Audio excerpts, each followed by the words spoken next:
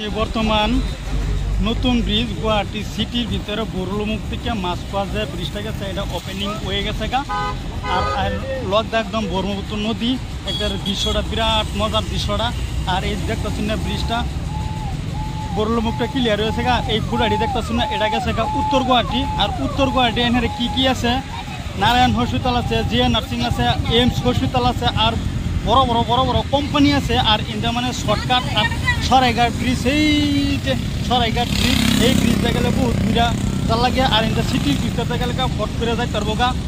আর রাস্তার ভিউটা দেখছুন কি মজা লাগে, বিরাট মজা। আপনারা যদি কেউ আইন এনে অল্প ফটো লইয়া মনের আনন্দ ফুর্তিটা লইয়া যাবেন।